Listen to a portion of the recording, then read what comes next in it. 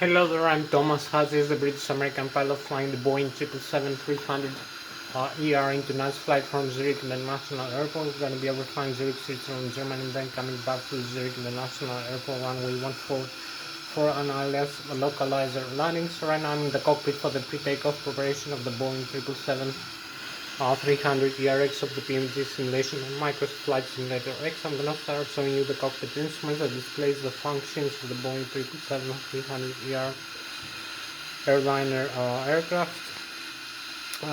jet aircraft. So I'm gonna start with the primary flight display that displays the airspeed indicated, the airspeed tape, the airspeed selected from the autopilot flight director system panel, the ground speed, the radio altitude above the ground level. We have the magnetic heading and track, the magnetic north pole and the true north pole, and magnetic variation depending on where we are in the world.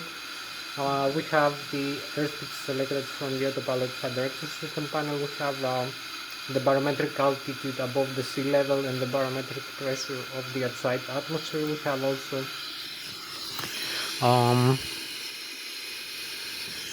We have also the target altitude selected from the autopilot and flight director system panel. We have the rate of climb and descent of the aircraft in tens, hundreds and thousands of feet per minute. You can see the VSI, the vertical speed indicator tape. We have the pitch ladder in degrees and the bank angle in degrees and the attitude indicator. We have also the Lszh localizer and the flight director crossbars for manual guidance of the aircraft. We have the autopilot crossbars for automatic guidance of the aircraft. We have the angle of attack of the aircraft as it flies the LNAV, and also the flight mode annunciator of the autopilot and the autothrottle. Later on vertical navigation modes. So you can see here, you can see the instruments in the displays, the primary flight display and the flight mode annunciator. We have also the navigation display, that displays the GPS position of the aircraft, the airports, the waypoints, the navigation aids, the RMP and the AP, the required navigation performance and the acquired navigation performance, the GPS position of the aircraft. We have also the weather and terrain reflections from the weather radar. You can see the distance rings, the terrain elevation, and you can see also you can see other aircraft flying around aircraft, their distance, the altitude, the direction, using the transponder, the DSP and ADC transponder, transmitter, receiver that transmits our frequency and receives from other aircraft. It generates calculates the other aircraft direction, difference of altitude and airspeed, and it generates the TCAS system, the traffic collision alert system, warnings in the primary flight display and the navigation display. Also the navigation display, as I told you, has the terrain map. You can see the terrain reflections, the airports. You have the magnetic north pole and the true north pole and the magnetic variation depending on where we are in the world. So we have the magnetic heading of track. We have the next waypoint we're going to be overflying. Also we have the ground speed of the aircraft and the wind speed direction and vector. Also we have the GPS position, the universal reference position, and we can create a flight plan. We're going to create a flight plan using the flight management computer. I'm going to show you that also.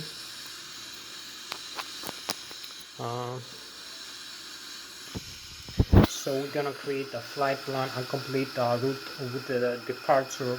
We're gonna select the departure, the one we are, the airport.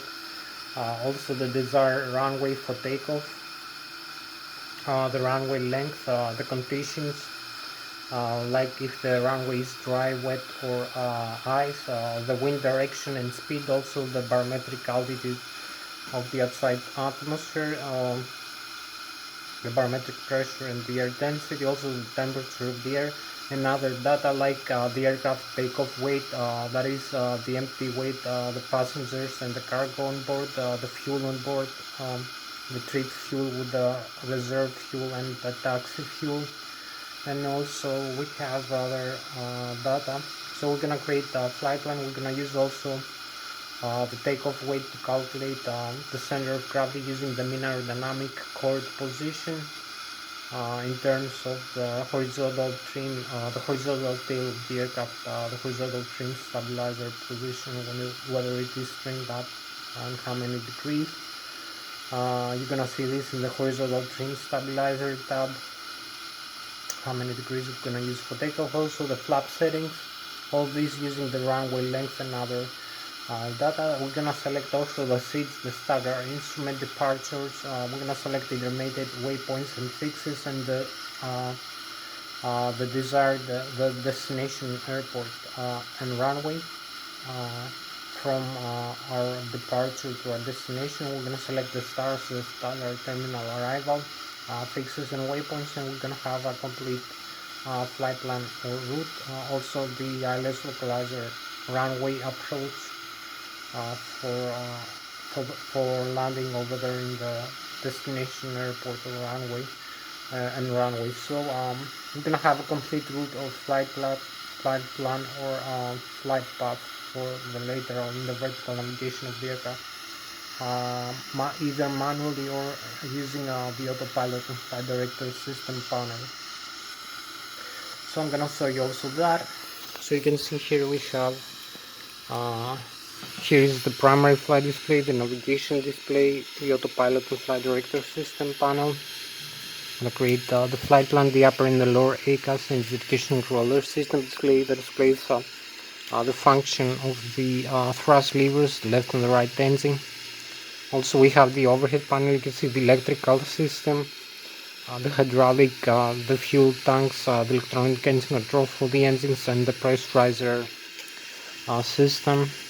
We need also other systems I'm gonna show you later. The ADIRU, the air data and circle unit, the primary flight control computers, the auto start for the engines, the fuel jettison. So we have the fuel tanks and the fuel booster pumps here. So this is some of the things you're gonna see. Also the autopilot and flight director system panel.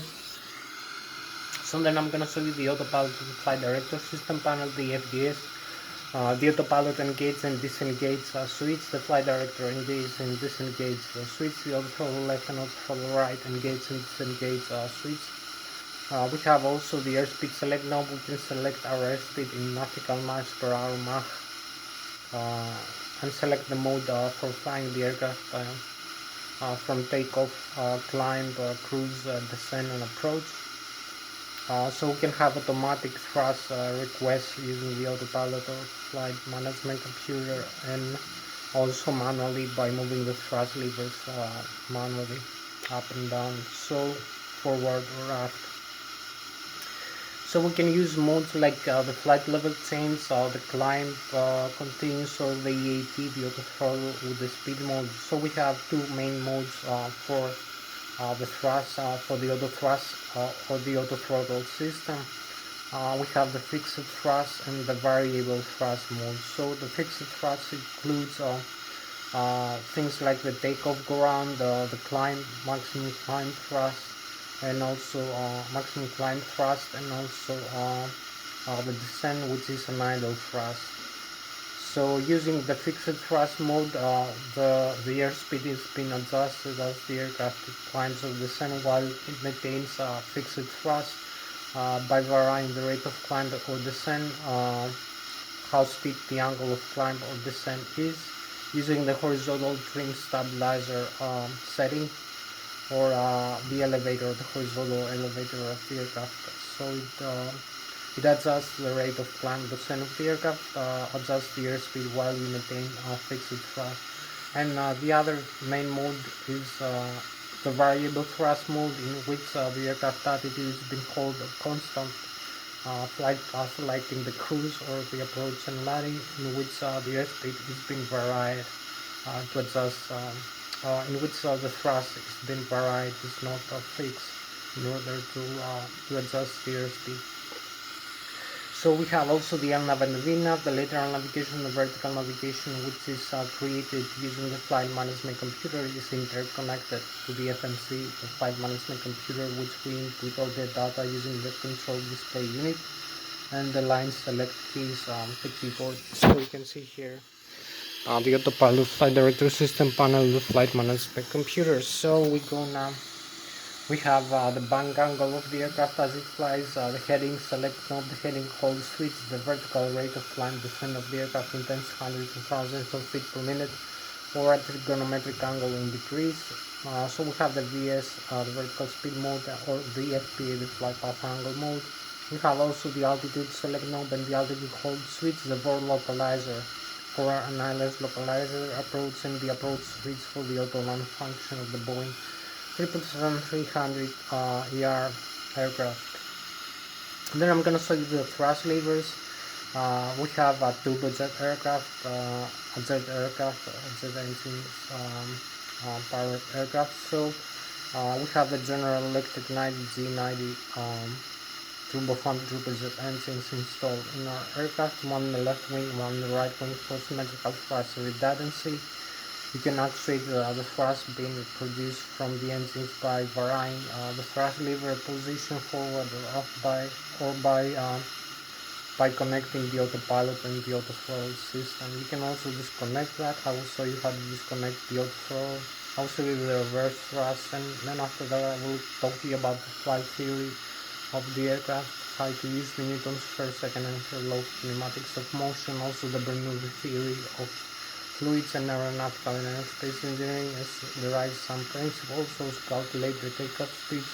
Then I'm going to show you the flight controls, the yoke of the Boeing 777. So we have the control column, the control wheel. We can adjust the horizontal tail elevator with the control column up and down for climb or descent, or the ailerons and the spoilers using the control wheel for bang roll turns. Also we have for left or right turns. We have the rudder pedals for yawing turns or steering. We have also the tiller for the nose wheel steering in the ground. So I'm gonna show you also that. So you can see here we have the flight control system here, the yoke of the Boeing 777, also the rudder pedals, and we have the tiller over there. So I'm gonna show you all these functions. Then I'm gonna show you the overhead panel. We have the electrical system. Over here, the integrated drive generator, the left and the right engine. The LED that produces 120 to 200 volts of 400 Hz alternate current. 400 Hz alternate current, so 120,000 kilovolts or 120,000 watts is the left and the right engine IDC installed in the gearbox of the engine. We have also the APU, the auxiliary power unit, which is a smaller turbine to produce alternate current and pressurizer mainly, and hydraulic power in the ground for starting the engine, and also the backup in the flight. We have also another 120,000 kilovolts. We have the backup generators, 35,000 kilovolts each, the left and the right. And also we have the batteries, the primary battery, 28 volts, 48 ampere direct current, and also the APU battery. We have also the Adiro data reference unit, the primary flight control computers. I forgot to mention about the engine. We also have in the gearbox of the engine we have the FAREX. The FAREX, it's left and right engine. It's the full authority digital electronic control computer. One install per engine, dual channel redundancy, one channel phase controls and monitor displays all the functions. You see in the upper and the lower display for the engines, and also other functions I will explain you later in the engine section. So we have also the hydraulic pumps, the left and the right engine driven, the C1 and C2 electrically, and the air pressurized pumps. We have also we have the electronic engine control for the engines, the fire extinguishers, also the AC electronic control for the engines, and the auto start system. We have the fuel jettison. We can dump some fuel in flight, and we have the fuel tanks, the left and right wing, which is balanced for flight. They contain the same amount of fuel. And we have the center tank, and you can use the crossfeed valve for balancing the fuel before flight or flying, and also for as a backup we have a failure of a fuel booster pump. So we have the forward and the fuel booster pumps in the left and the right wing fuel tanks, also the center tank, which right now is empty. And we have the crossfeed valves and the fuel, the low and high pressure fuel flow valves and the cutoff switch for the left and the right engine. I'll show it later, which admits the fuel flow into the engine, and also is used for starting the engine and shutting down the engine. So we have also the wind and engine WIs, the cabin pressurization system for the aircraft cabin, and also the left and right engine pressurizer system, which admits pressurizer for wing and engine WIs, hydraulic fluid pressurization, air conditioning and ventilation, and also cabin pressurization.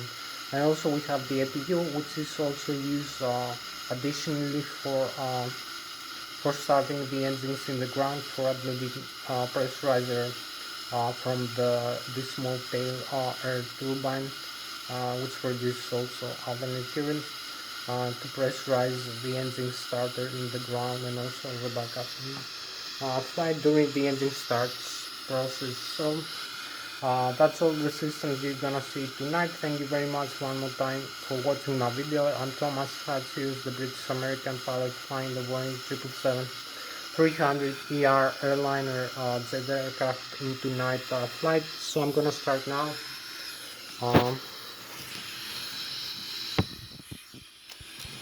So you can see here inside the aircraft we have about 1 hour left for the video to end. The whereabouts of the aircraft, you can also see the overhead panel, also the outside view. You can see I can extend the speed brakes here, the spoilers, which also used for bang rolls. So I'm gonna show you all these functions. So we go back. So we have on our left for this video, so you can see here we have the primary flight display. This thing, the navigation display, you can see the primary flight display displays the airspeed indicated, the airspeed selected from the autopilot and flight director system panel, the ground speed, which is 0, the magnetic heading and track, the magnetic north pole and true north pole, and the magnetic variation depending on where we are in the world. You can see here also in the navigation display the barometric pressure of the outside atmosphere in inches of mercury, the radio altitude above the ground level. We are in the ground right now. We have the pitch ladder. This is the altitude indicator with the pitch ladder in degrees.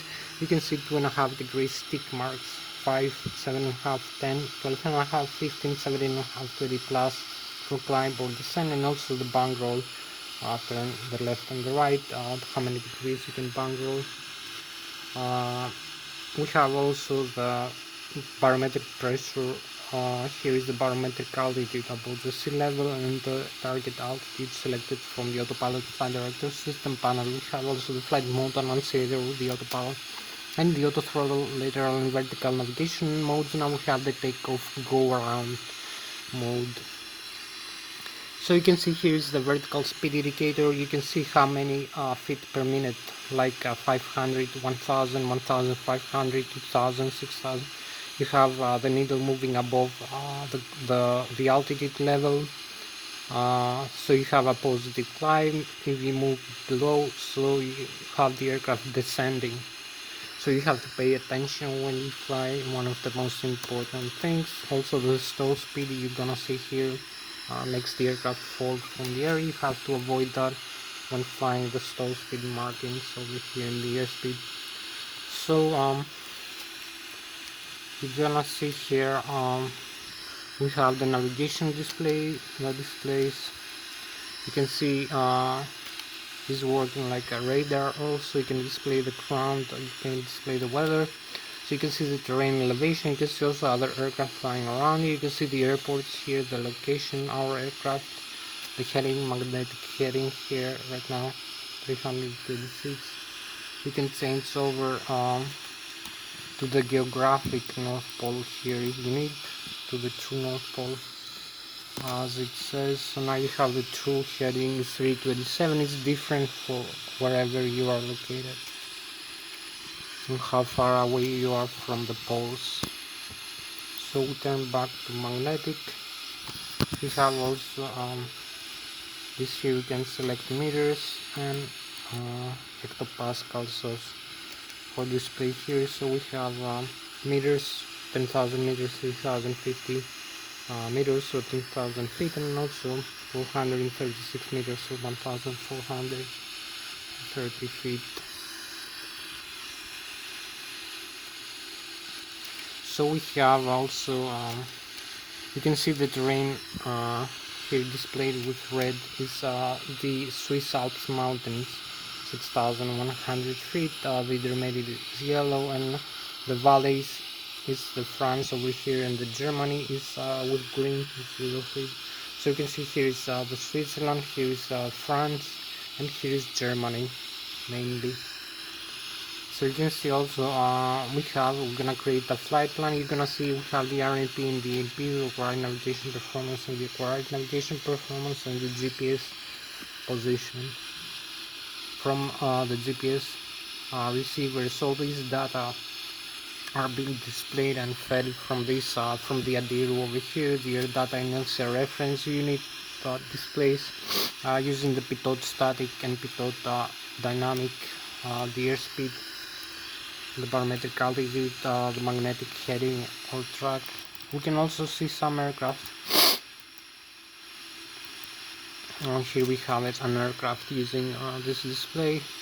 You can see it's plus 1,000 feet, plus 900 feet above us, is coming closer and closer. You can see the warning from the transporter. It's in front of us. It's only it's between the 5 and the 2.5. Closer is coming. It's like 2 nautical miles. Now it's 700 feet above us. 600 feet. It's coming down for landing. You can see it in front of you blinking with this red light. So you're gonna see the aircraft in like a couple of it takes less than 1 minute. It's coming closer and closer. So here we have it, the aircraft is coming closer. So you can see here we have the warning is coming yellow or red. It's plus 300 feet above us, and you can see now it's 200. It's only like less than 1 nautical mile away, even half a nautical mile away. So it's in front of us. It's coming for landing, and here we are. So you will see whenever an aircraft coming closer to you, will see it. You have the traffic warning here, as you can see traffic, and you see the other aircraft in the direction, the altitude, which is some kind of passive radar. You can filter out how many you want. You can set over here this function using the transporter, the DSP and ADC transporter, transmitter, receiver, and set the frequency. So we have the traffic and the warning here that there is an oncoming aircraft.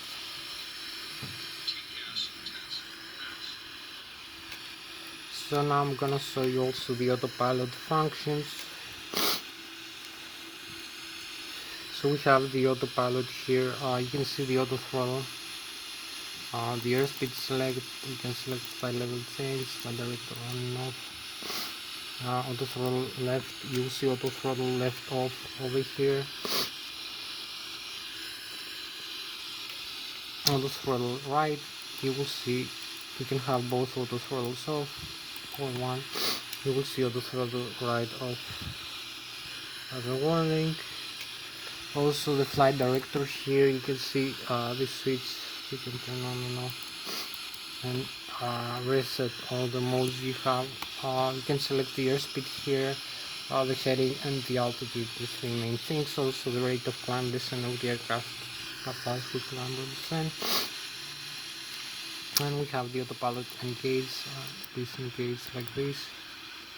We press this switch and then take this out and have the warnings here, and the autopilot is disconnected like this, as you can see. So we cancel the warning now. I will take a So we can set the airspeed. We have the LNAV, the VNAV. This is all the depressible, the indicated Mach. The flight level change. We can set the airspeed for takeoff like 253 nautical miles per hour. Now the bang angle also. The hold switch also. This is depressible here. You can press it to cancel this. So we will select a heading for the runway. We have select for takeoff. We can have heading or track. Also the altitude here in thousands or hundreds. So we select 35,300.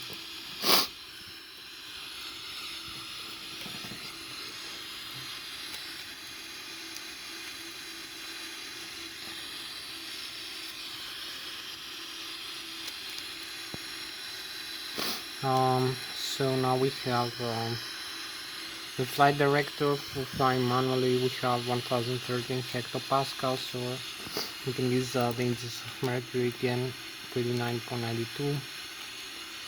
And we have this modes, the heading select the flight level change speed, this target airspeed 253, and this target altitude 35,000.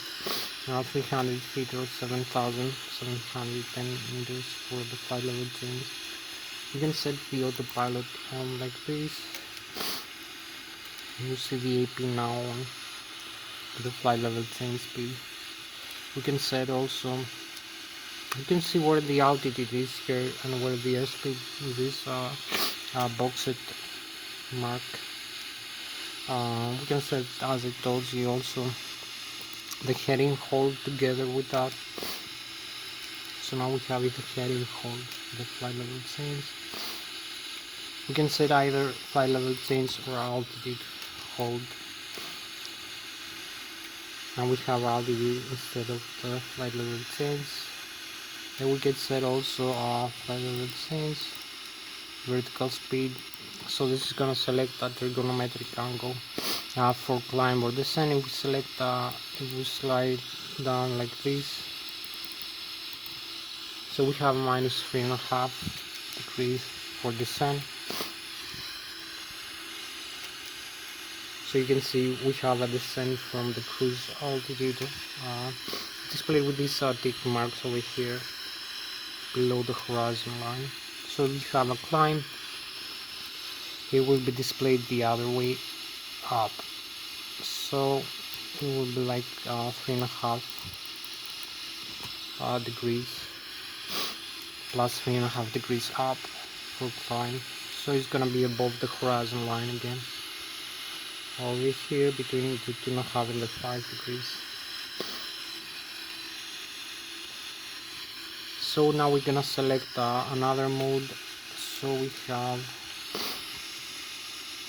the flight path angle, and now we have the rate of climb descent, tens or hundreds of thousands of feet per minute. So we have the descent is minus vertical speed.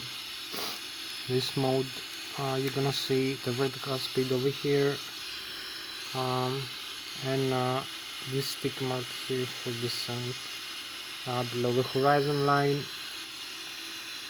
below the altitude line. And now we have a climb over here the other way, the slider. So it's gonna be a plus 3,500 feet.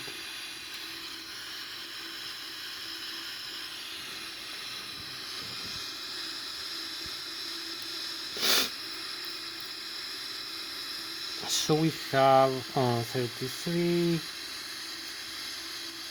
13, 45. So it's gonna be like 45 more minutes for this flight, approximately, for this video actually. So we need to cover a couple more things. We have the autopilot disconnect like this. So we disconnect the autopilot. You see the warning, flight director here, and autopilot disconnect here with the red letter. Also you see is off here, this switch. So we cancel the warning, reset again, one more time, and we can use this the control wheel over here. We can press this button. We have the autopilot disconnect and the warning again, as you can see. Autopilot disconnect. So we press one more time the switch and it confirms the disconnect action and cancels the warning. So now we have manual control of the aircraft flying. Also, I'm gonna show you now the thrust levers and the flight controls, and we have like a few more minutes for this flight to start the engines and make the flight. So you can see we have a few things here. We have the control wheel. We can control like this.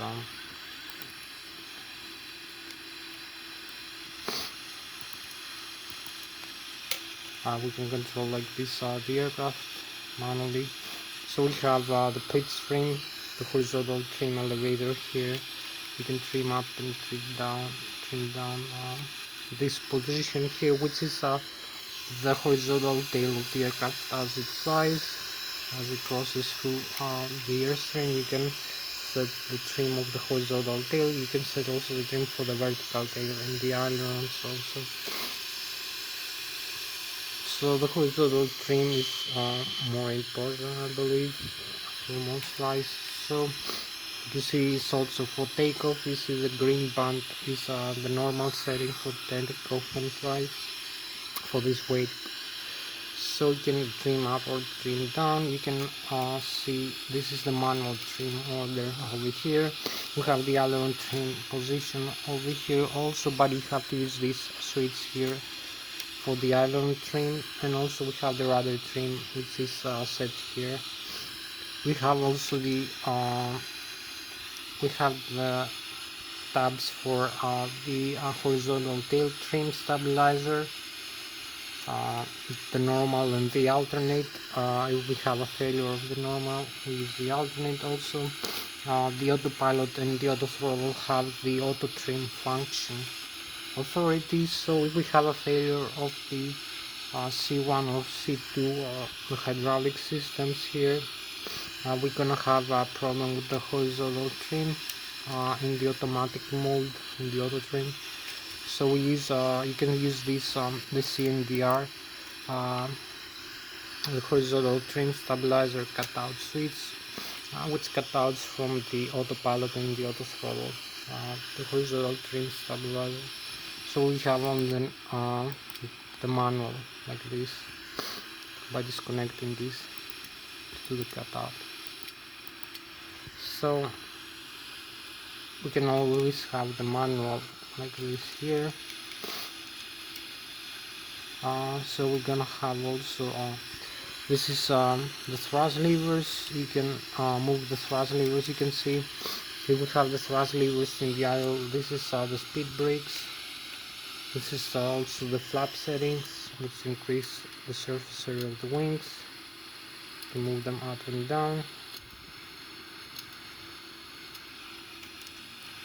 You can use also the speed brakes to slow down the aircraft in flight or in landing. So when we have the thrust levers at idle, we can extend the speed brakes. Also when we have the speed brakes extended in the thrust levers at idle and we move the thrust levers forward, the speed brakes retracts automatically. So we have the thrust levers position here. We can adjust the thrust produced from the turbojet engines, which moves the aircraft only forward. So we have the Boeing 777 also, the mark here.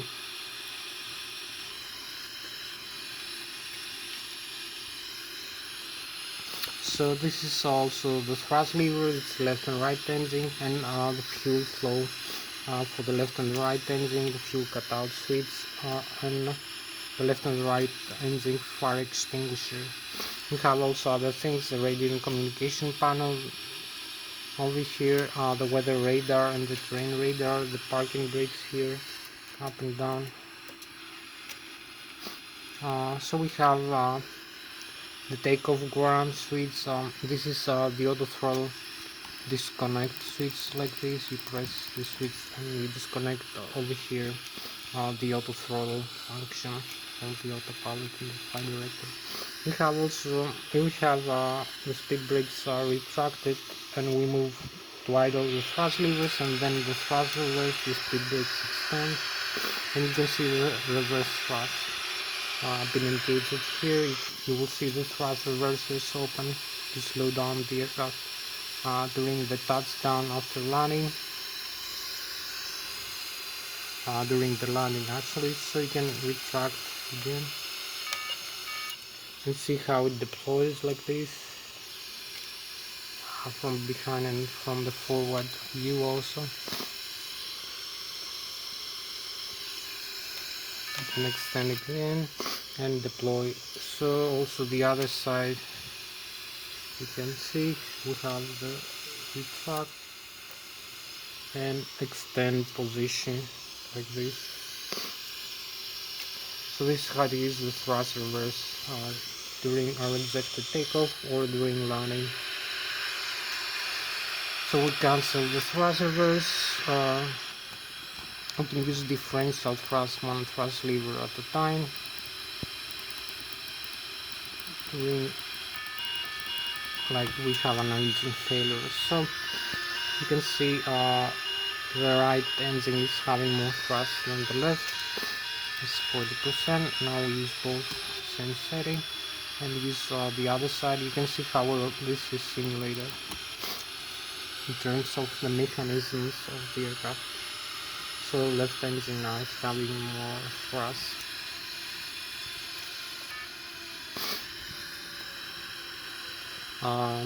So now I'm gonna show you the upper and the lower aircraft. The engine indication for Lszh system display. So you can see here we have the takeoff go around 104.6% with the green. This mode maximum continuous thrust to the left and right engine. We have the N1, which is the low speed starter, and south the low pressure compressor and turbine of the turbo 100 engine. The left and right one, the exhaust gas temperature per engine. You can see the green, the yellow, and the red is the never exceed limit. The bleeder from the left and the right engine, from the 5th and 9th stage, which is also used for cabin pressurization.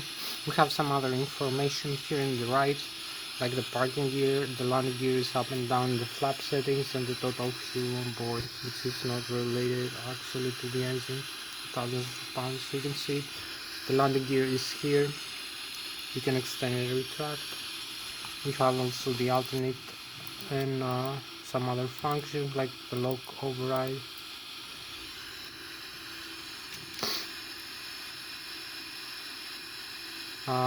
So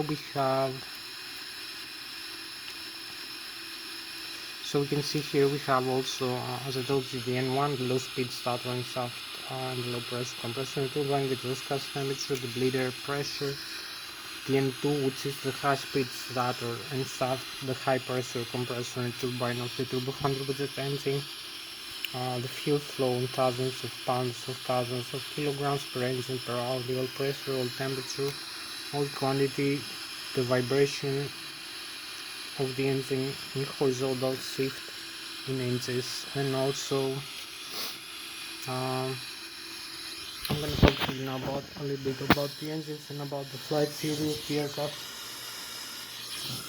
So we have the General Electric 90G92 Buffon turbojet engines. So these are jet aircraft. One in the left wing, one in the right wing for symmetrical thrust and retardancy. They produce a lot of thrust, jet thrust power. Also the engines have the FADECs. The FADECs are the full authority digital electronic control computers, one installed per engine. Gearbox controls and monitors and displays all the functions and the data you see, and you monitor is monitoring the upper and the lower ACAS and indication controller system display like on the N1. The N1 is the low speed starter and soft low pressure compressor and turbine of the turbo 100 engine, the exhaust gas temperature per engine, the bleeder from the 5th and the 9th stage of the turbo 100 engine, the N2, which is the high speed starter and soft, the high pressure compressor and turbine of the turbo 100 engine, the fuel flow per engine per hour, thousands of kilograms or in thousands of pounds Also the oil pressure, oil quantity, oil temperature, and the vibration of the N2 stage of the engine. Also controls and monitors other things like the fuel flow, the fuel metering unit, the low and the high pressure fuel valves, the fire extinguishers to the engine. So we have an engine failure, we can shut down the engine, also the engine start and shutdown.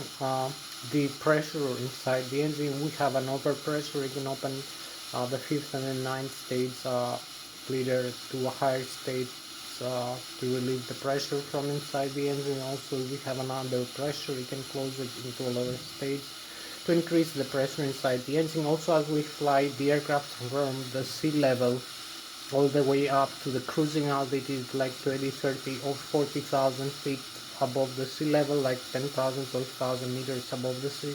So we have uh, the air pressure and the air density and the oxygen level of the air. It decreases, it becomes much lower than half than that of the sea level. Also the temperature becomes low, freezing like minus 30 or minus 40 degrees.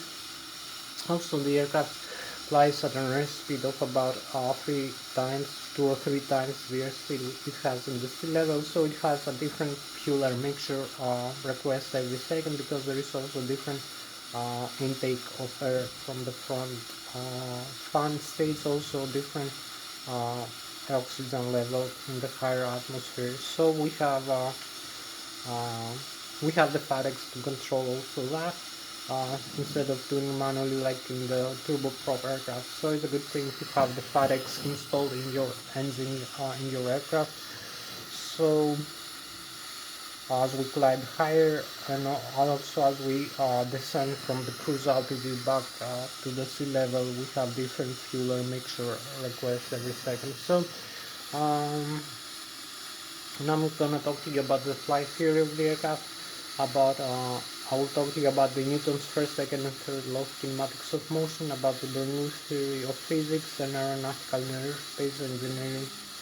I will show you the outside view for doing that. Also, I have to explain you. We have to for this flight we have about 254,000 kilograms of takeoff weight, or 521,000 pounds, about 102,000 pounds of fuel on board, or about 46,000 kilograms of fuel. So we have about so this is below the maximum takeoff weight. Also the fuel on board is about 30% of the total fuel you can take, and also we have about 30,000 kilograms of passenger and cargo board, which is about 4,000 pounds, which is below the maximum takeoff weight also. So in total we have 43,000 kilograms, or 531,000 pounds. So we're gonna need for this runway length, the Zurich International runway 14, we're gonna need 15 degrees of flaps and also 4 degrees of horizontal trim stabilizer, with this for this side wind speed, and also the barometric pressure, and also the density of the air and the temperature, and other data like if the runway is dry, wet, or iced. And also we're gonna need I'm gonna need to show you now the outside view of the aircraft, about the Newton's physics and the aerospace engineering principles. So you can see here the outside view. You can see the surface area of the wings holds the aircraft weight as it flies in total. Also we have the mean aerodynamic chord position here is about 25% of the Mach, is the position where the maximum aerodynamic lift or aerodynamic pressure occurs above the wing surface, as the airflow blows from the front to the back, from the leading to the trailing edge of the aircraft flies. So we have also the position where the stall begins for the aircraft wing. In the top, the airflow becomes detached from the top surface of the wings. It's also the position where the stall becomes usually at about 14 or 15 degrees or higher, depending on the airspeed. So we have also the position where the center of gravity is this vector, the vertical vector. We have also the longitudinal vector from the nose to the tail, and the lateral vector from the wingtip to the wingtip. We have also the vectors from the engines, the turbofan engines that move the aircraft forward. We have also this vector is from the center of gravity all the way back to the horizontal tail or the vertical tail is times the distance is the lever arm or the moment arm. It's times the distance from the center of gravity back to the horizontal tail over the surface area or the flight control surface area times the airflow per second times the acceleration of the air gravity, and you have the lever arm or the lever arm or moment arm force to make turns in flight. Also, you can use the moment arm and the lever arm for the ailerons and the spoilers to make bang rolls and for the vertical stabilizer. So we have also, you can see here, the bottom surface of the wings is more using now the Bernoulli theory of fluids physics and the Newton's physics. We have the airflow of the air mass is moving slower because the wings is more flat below the surface. So we have higher pressure below the wings, which pressurizes the aircraft wings up into the air. Also, as the aircraft accelerates for takeoff, you can see the airflow of the air mass is moving much faster above the wings, so we have a lower pressure above the wings, sucks the aircraft up into the air. So we need to use 154 nautical miles or 154 knots or 270 kilometers an hour just for takeoff. With this all this data. So now I'm gonna show you the flight controls, and we have a few more minutes for starting the engines. So I'm gonna show you now the flight controls. You can see here we have the side stick, so it's interconnected with the yoke. You can make a climb or descent, and also bang roll left and right using the ailerons and the spoilers. So this is for the elevator horizontal tail control, and also this is the vertical tail, the rudder pedals, and we have the nose wheel steering also, and so you can hold neutral and you can use the horizontal trim stabilizer and also the thrust levers here, forward or left, using these sliders here. So you can see the side stick deflection is proportional to the yoke. Also both left and right is interconnected. So now we're gonna see the outside view for doing the same things. So you will see again the flight controls. Also here so you can see here we have the flight controls again. So you can climb or descend like this, and bang roll left and right, horizontal trim stabilizer, and the rudder pedals like this, left and right. Also the engines again. So this is how you use this flight control, the side stick for climb or descent for the aircraft.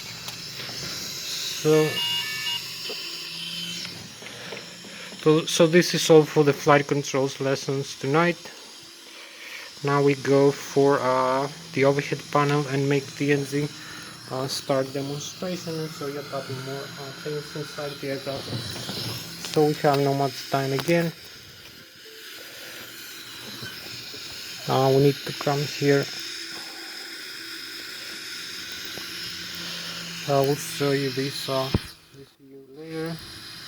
First this one, which one? So we have here, this is for disconnecting the hydraulic fluid, the circuit breakers for the electrical system. You can see a general view of the cockpit. You can set the flaps here up to 15 degrees like this for takeoff. Over here you will see the 15 degrees displayed here. You can see all the displays are the same like on the other side, so we have a better view here.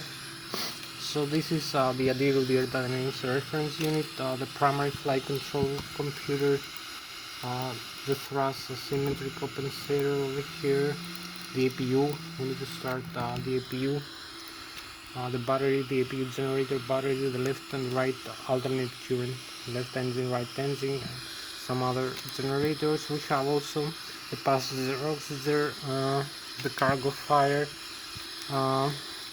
the window heat, the rammer turbine, the hydraulic fluid here. You can close the hydraulic fluid pumps like this. You will see what happens. You're gonna have some failures over here. created. So you're gonna see the warnings here, fault, fault, and we have over here the systems in fault. So you can see we have alternate flaps instead of normal, and the stabilizer is all the flight controls, hydraulic pressure, system CR and L. You're gonna see all of them. No brakes, no flight controls. So we're gonna have to restart this hydraulic fluid for the flight controls and other systems back to the on, and then to the auto position.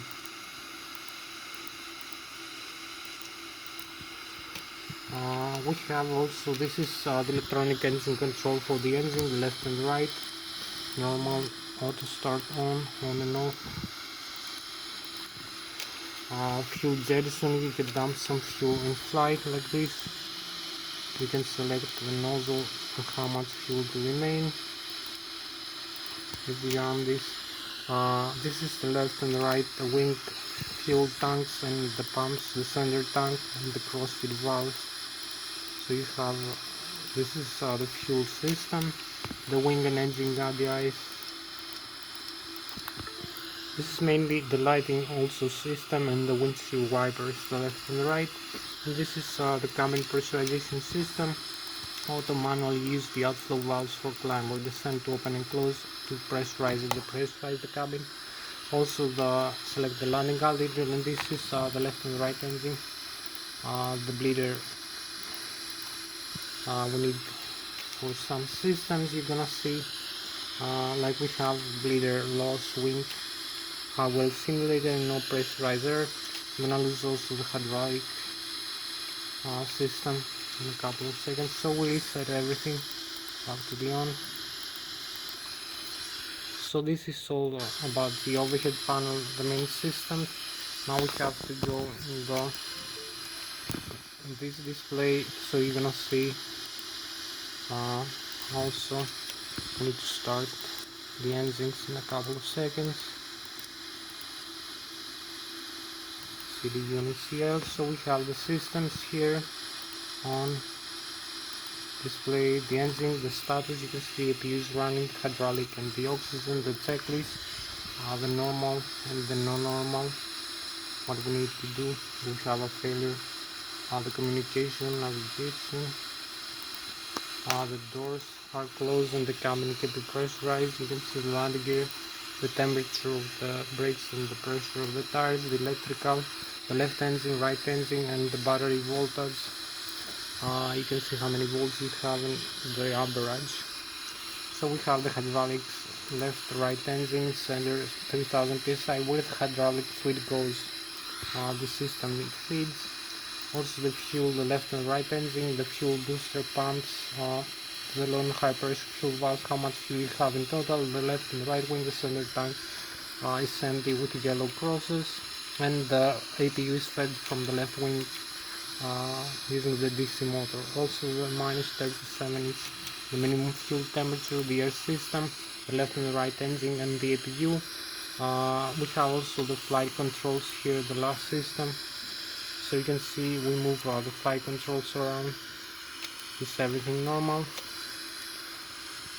So you can use these controls. You will see everything is being displayed here. It's working also the horizontal and the vertical trim.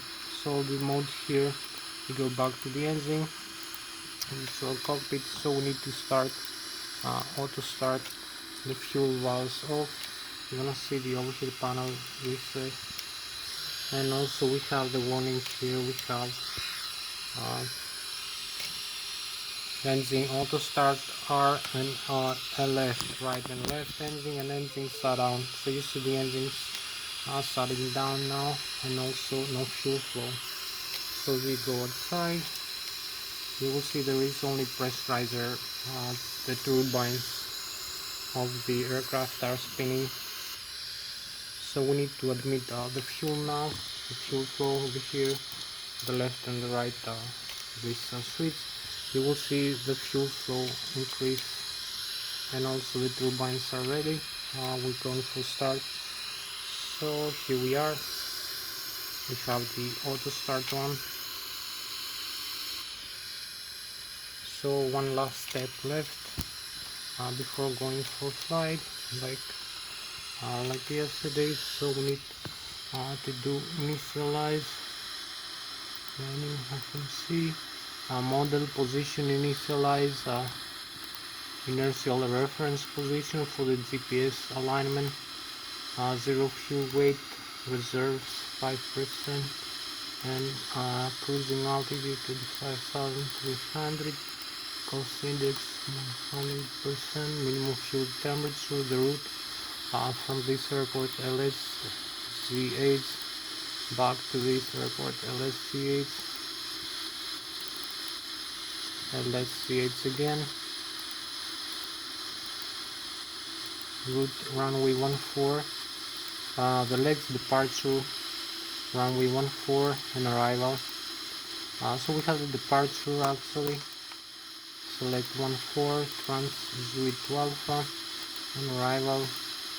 Let's 14 trans Negro on Alpha Transummit, and we have the last step over here. We need to set up the flaps, 15 degrees of flaps and the center of gravity for the takeoff speed. So we need also the legs, cancel discontinuity, activate and execute, and we have the route, the speeds, the takeoff speeds for this takeoff weight, and we have all the performance for takeoff and for flying set up. So we need only to taxi now to the runway, cancel the parking brakes and advance the thrust levers forward. So we use the tiller for the steering over here, on the steering, advance the thrust levers a little bit more forward.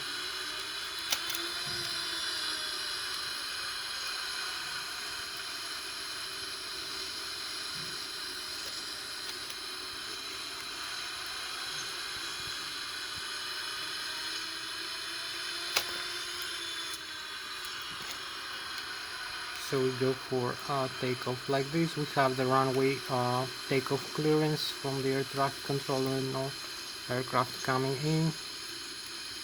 So we are ready for takeoff. Only decrease here. Also the LNAV on, parking brakes again.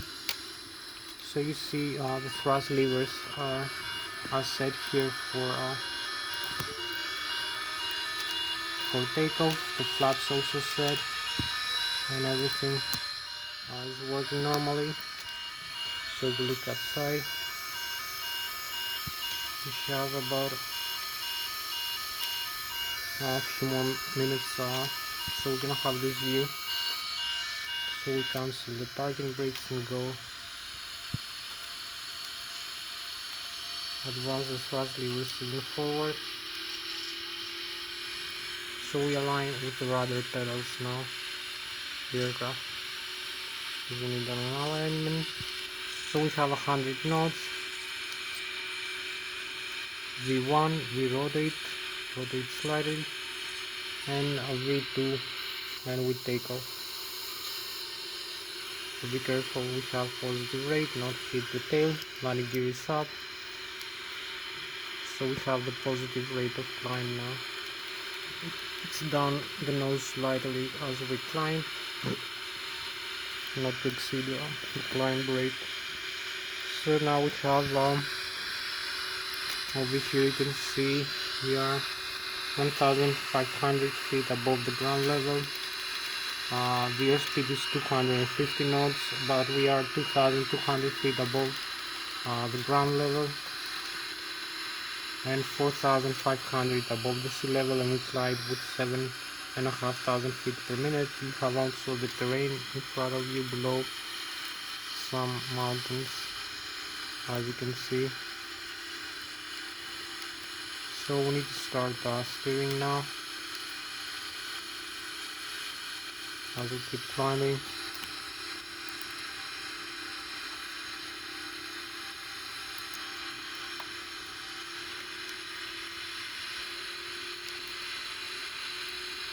So we use manual thrust instead of automatic. and you can see as we climb. We have also the stall speed warning about 140 knots, the overspeed warning also, the flaps. I'm gonna keep the flaps for a while, and we have about 14 more minutes for this flight. So I'm gonna show you now an outside view, a better view. So we're flying with about 600 kilometers an hour, and we overflying the Switzerland, Zurich, and the lakes here of the Zurich and the Swiss Alps. And you can see also the galaxy around you. Also, I'm gonna show you now the view of the Boeing 777 as we climb out.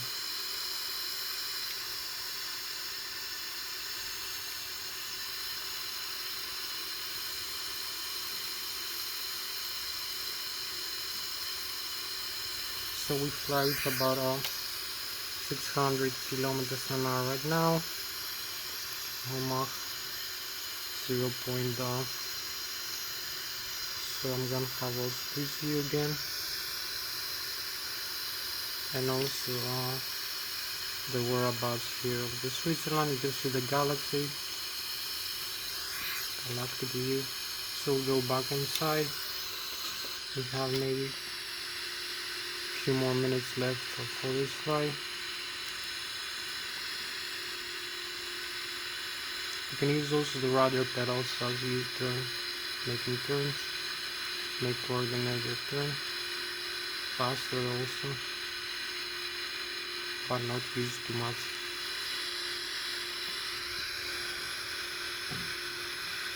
So we keep climbing. We need to cross the first waypoint, and we have like 12 more minutes to go. We have the legs, and we have this waypoint here. We need to come crossing in the waypoints execute, and we have the route now, request. So you're gonna see the waypoints now also.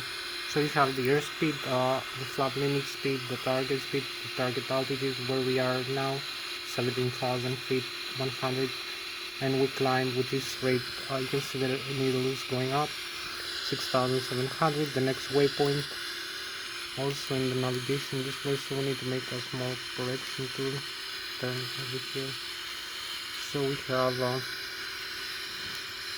have also the stall speed, the warning I was telling you. You can see here is 150 knots, the warning, and about 138 is the stall. We fly with Mach 0.415, and now we cross 90,000 feet.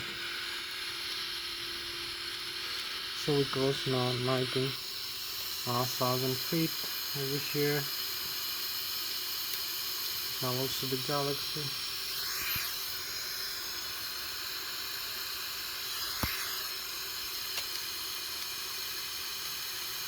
We haven't reached so yet the cruise altitude. So we have 8 more minutes left, and we are 30,000. 10 more minutes actually.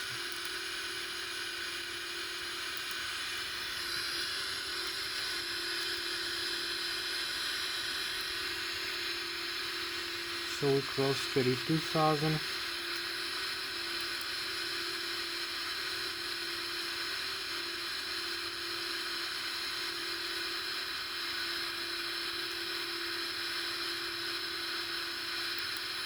$33,000, and we need to make a small correction turn.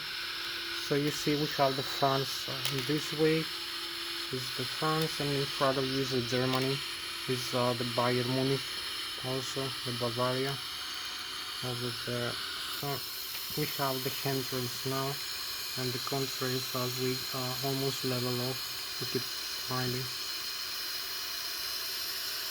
34,400 feet, and we have the France in this way, and the Germany in front of you, the Bavaria, and we have the Switzerland here, the lake, and the Swiss Alps. So also the galaxy. So this is our spacecraft. for tonight, the Boeing 777-300ER. We fly with about 600 kilometers an hour. Our airspeed. You can see also the frozen vapors here.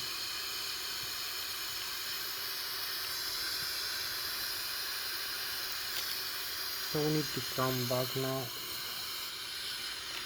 into the airport. We have reached, so you can see the Bavaria here, the Bayern Munich area, and we have 8 more minutes. So we reach the cruise altitude here, 35,300. So we need to pull up the flaps, also increase the airspeed here.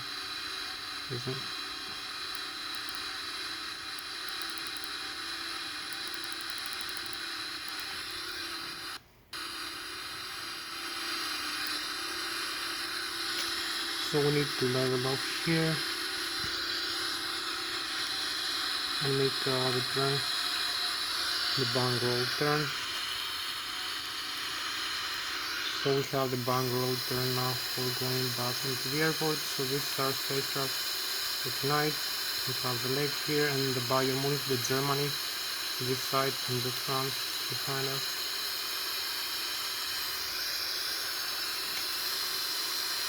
So we are at 35,300 feet.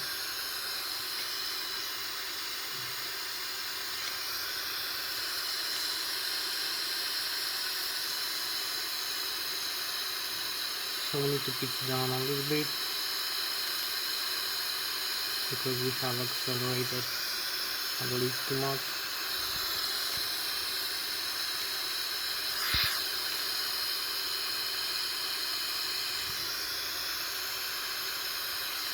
So we're going back home. This is we fly now with 980 kilometers an hour over flying the Switzerland, and we're going back home. So maybe we need also to connect the autopilot now on for display also. So the autopilot simulator you will see. So we need to level off here. I will find the Switzerland.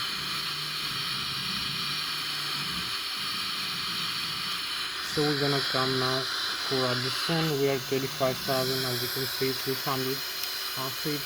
So this is our spacecraft for tonight. We will find Switzerland. So we have about 6 more minutes left. We need to chase the descent.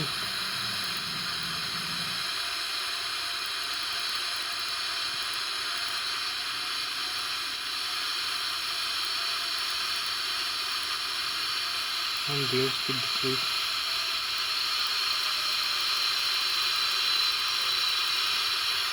Also, so we're gonna have the descent using the autopilot. Also the speed brakes extend fully. You can see the speed brake extend.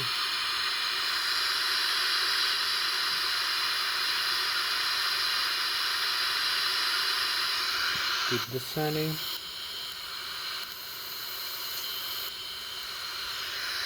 And here we go. And we have like 5 more minutes left. Also select the landing speed and the flap settings for landing. And we have 5 more minutes for this flight. So we are in a good position. Also need to decrease the airspeed even further.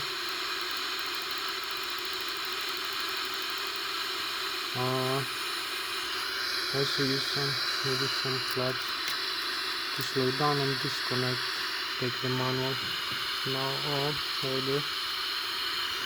So we have a few more minutes here as we're descending. And keep descending to make a clear approach.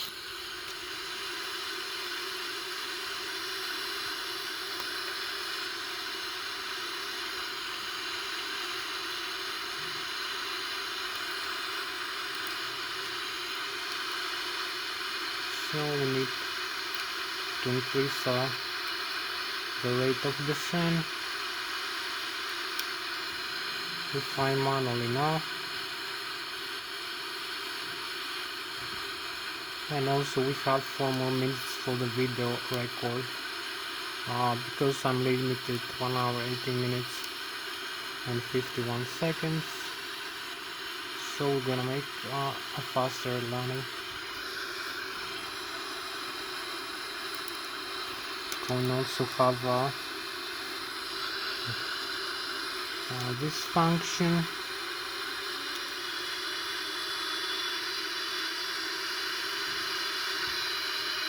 So we have 3 more minutes only.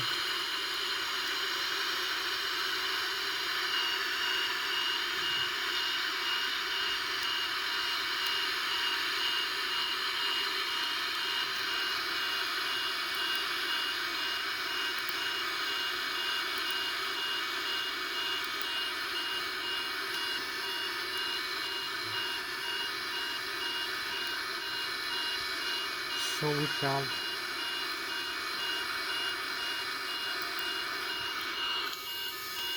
here we are approaching full landing, much closer. So maybe we're gonna have the sweet landing view. Increase also the engine power. We have 2 more minutes for the video to end.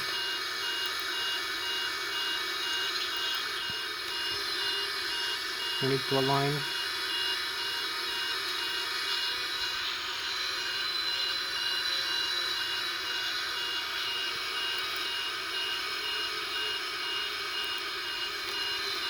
So we have 2 more minutes. So we have the Lszh localizer here. You can see we need to align a little bit, keep descending. You can see the altitude that we are, the glide slope and the navigation display. So we keep flying manually, fully manually. Use the ailerons and the spoilers, also the elevator. We're gonna use also manual thrust.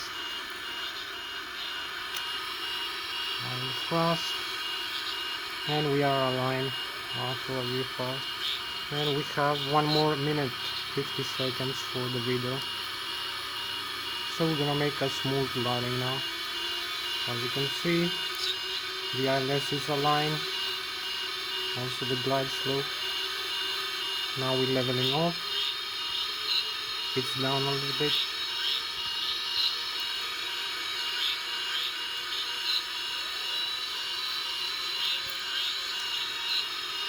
Idle thrust. Here we are, touchdown. Parking brakes and reverse thrust, full reverse. Made a very smooth landing.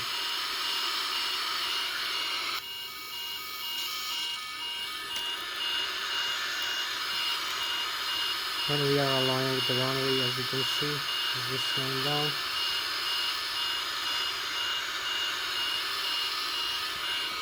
So you can see here, we can cancel the autopilot with disconnect, and we have, you can see the landing gear here. The nose wheel is perfectly safe, not like some other pilots are doing with their aircraft. There is no breakages and no broken wheels, everything is normal, pretty much safe. Also, you can see the tires, there is no damage, everything is pretty normal, very smooth. Also the landing gear, the left and the right, all the tires are normal, and the aircraft is the way it should be over here in the runway. As you can see, also the nose wheel from this side here.